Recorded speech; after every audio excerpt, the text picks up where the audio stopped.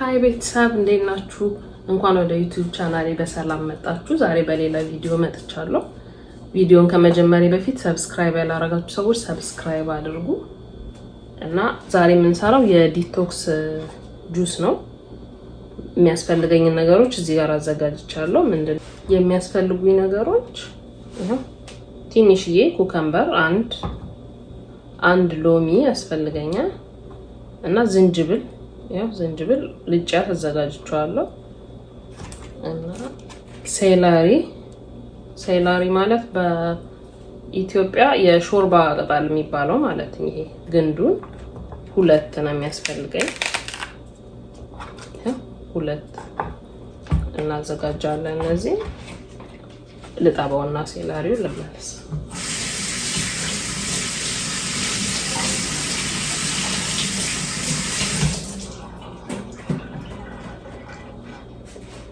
ያው ሴላሪያን አጥቤያለሁ። ስለዚህ ምንድነው የምናደርገው? እነዚህን እንከትፋቸዋለን። በጣም ብዙ ሰዎች ይሃኛው ባለፈው የሰራሁት የካሮቱ ሻርት በጣም በቃ ሆዳችንን ያነሰለን ነው ቴንኪዩ ብላችሁኛል። ቴንኪዩ እኔም አምናችሁኝ ስለሞከራችሁ ቴንኪዩ በጣም አመሰግናለሁ። እና የኔን ሰውነት ይሄው አልቀነስኩባችሁ። ሆዴማ በቃ ትንሽ ናት የቀረችው ልትጠፋ። ጥሩ ላይ ነኝ ያለሁት እና በምን እንደቀነስኩ ማወቅ ትፈልጋላችሁ? እንደዛ ብዬ ማጓጓት አልፈልግም። ስለዚህ ኪሎዬን ለመቀነስ ለማስተካከል ያረኳቸው ነገሮች ልንገራችሁ። አንደኛ ነገር ኢንተርሚተንት ፋስቲንግ ጀምሬያለሁ። ብዙዎቻችሁ ቲክቶክ ላይ አይታችሁታል። ኢንተርሚተንት ፋስቲንግ ጀምሬያለሁ። ኢንተርሚተንት ፋስቲንግ ማለት ምን ማለት ነው? በቀን ውስጥ 24 ሰዓት አለ። ከ24 ሰዓቱ በ16 ሰዓታት ውስጥ አንበላም እና 8 ሰዓቱን ብቻ ነው የምበላው። ይሄ ማለት ምንድነው? አንዳንድ ሰዎች አሁን ይሄን ስናስበው የሆነ ከባድ ነገር ሊመስላችሁ ይችላል፣ ግን ኖርማል ነው። ምንድነው የሚያደርገው? እኔ አሁን ለምሳሌ ጠዋት 4 ሰዓት ላይ ከእንቅልፍ እነሳለሁ። ሻቴን አለ አይደል የባለፈው የካሮት ሻት እሱን ወስድና 30 ደቂቃ ምናምን 1 ሰዓት ቆይቼ ቁርሴን እበላለሁ። ስንት ሰዓት ላይ ማለት 4 ሰዓት በ4 ሰዓት ብንይዘው 4 ሰዓት ላይ እበላለሁ። ከ4 ሰዓት እስከ 12 ሰዓት ባለው ጊዜ ውስጥ ከራበኝ ኤኒ ታይም እበላለሁ፣ ችግር የለም። ግን 12 ሰዓት ከሆነ በኋላ ምንም አይነት ምግብ አልበላም ማለት ነው። እስከ ንጋታው 4 ሰዓት ድረስ የምተኛበት ሰዓት ስለሚሆን ምንም አይረበኝም፣ ኖርማል ነው። ጡት ታጠቢያለሽ ያላችሁ ሰዎች አዎ ጡት አጠባለሁ እና ምንም በራበኝ ሰዓት እበላለሁ። ብዙም ይሄን ያህል ምንም የከበደኝ ነገር የለም። ውሃ በደንብ ጠጡ። ውሃ በጣም አሪፍ ነው። ውሃ እየጠጣው ነው በጣም። ሌላ ነገር ይሄ ለስላሳ መጠጦች፣ ጣፋጭ ነገር፣ ስኳር ምናምን አቁሜያለሁ። ይሄ ጣፋጭ ነገሮችን ሙሉ ለሙሉ ማለት ይቻላል አቁሜያለሁ። ሌላ ምንድነው? የካርቦሃይድሬት ምግቦችን አቁሜያለሁ። እነዛ ምንድናቸው ካላችሁኝ ዳቦ፣ ፓስታ፣ መኮሮኒ፣ ሩዝ ምናምን እንደዚህ ነገሮች አቁሜያለሁ ሙሉ ለሙሉ። በዛ ፋንታ ግዴታ መብላት አለብን ካላችሁ ብራውን ራይዝ ምናምን አሉ፣ እነሱን ገዝታችሁ መጠቀም ትችላላችሁ። እና ሌላ ደግሞ ምንድነው ተጨማሪ ነገር ያቆምኩት መሰላችሁ?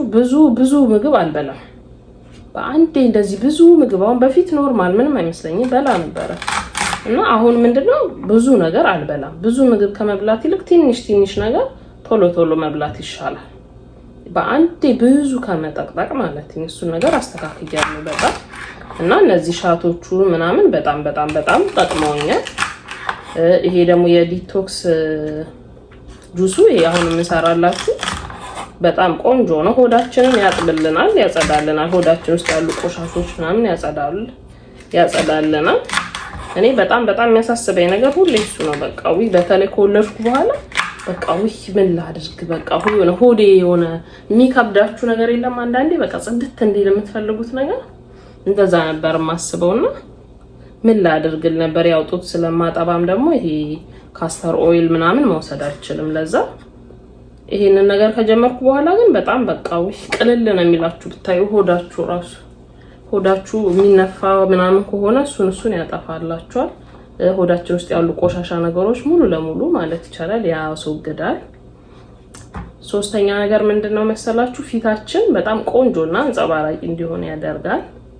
በሽታ መቋቋም ኃይላችንን ይጨምርልናል እና ይሄ እንደዚህ ነገሮችን ብትወስዱ አሪፍ ነው። በተለይ እንደኔ የምታጠቡ እናቶች ምናምን ሁሉን ነገር ይሄ መድኃኒት ነገሮች ምናምን ከመውሰድ ይልቅ እንደዚህ በአትክልት ቬጂቴብል ምናምን ተጠቅማችሁ ሰውነታችሁን ብታስተካክሉ በጣም አሪፍ ነው እና ይሄ አሁን ከትፌ ጨርሻለሁ እና አሁን ወደ መፍጨት እንሄዳለን። ከዛ በፊት ግን እንደዚህ ያላርን ማረጋቆም ያለው እንደዚህ ማረጋቆም ያለው ያለሽና ምንድነው የምትበይው ያላችሁኝ ሰዎችም ነበራችሁ። ብዙ ነገር ይሄን ሁሉ አቆመሽ ምንድነው የምትበይው ያላችሁኝ ሰዎች ነበራችሁ እና ይሄንን ማወቅ የምትፈልጉ ከሆነ የሚጠቅማችሁ ምግብ አሁን ዳይት ላይ ስትሆኑ ምን መብላት አለባችሁ ምን መብላት የለባችሁ የሚለው ማወቅ የምትፈልጉ ከሆነ ኮሜንት ላይ አስቀምጡልኝና ሌላ ቪዲዮ ሰራላችኋለሁ።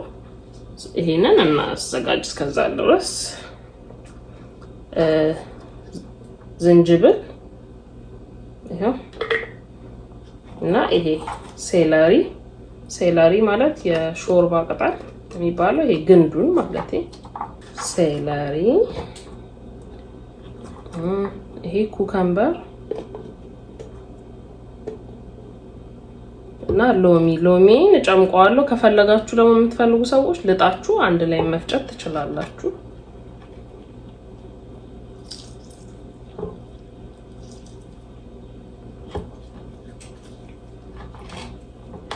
አንድ ሎሚ እንደዚህ ጨምቃለሁ እና ውሃ የምትፈልጉትን ያህል ማረግ ትችላላችሁ። እኔ አሁን ይሄ 2 ካፕ ውሃ ነው።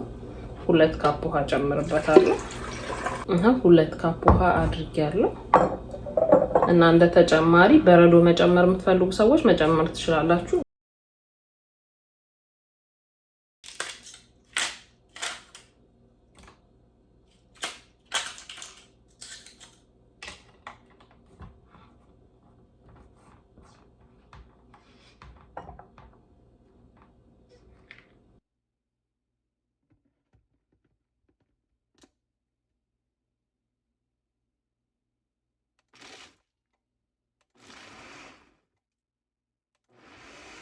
ፈጭቼ ጨርሻለሁ። ስለዚህ አሁን ምንድነው የማደርገው አጠለዋለሁ ማለት ነው።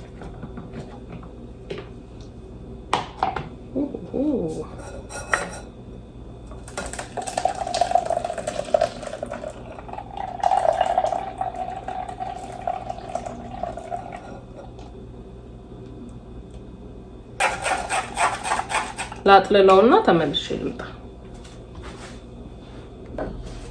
አጥልዬ ጨርሻለሁ። የሰራነው ጁስ ይሄንን ይመስላል እና ይሄንን ጠዋት ምግብ ከመብላታችን በፊት ብንወስድ በጣም ብዙ ጥቅሞች እናገኛለን። ስፔሻሊ ዲቶክስ ያረጋል በጣም እና ከቻላችሁ ቤት በሆናችሁ ሰዓት ብትወስዱትኝ አሪፍ ነው። ወስዳችሁ ወደ ስራ ምናምን ከምትወጡ ቤት ባለው ይሄን ያህል የሚያስቸግር አይደለም፣ ግን ቤት ባላችሁ ሰዓት ብትወስዱትኝ ቆንጆ ነው። ያው ወሽሩ ምናምን ስለሚያስገባችሁ እና ይሄንን ይመስላል። ሞክሩትኝ። በሌላ ቪዲዮ ውስጥ እንገናኝ ድረስ ሰብስክራይብ ያላረጋችሁ ሰዎች ሰብስክራይብ አድርጉ። ቴንኪዩ በጣም አመሰግናለሁ። ባይ ባይ።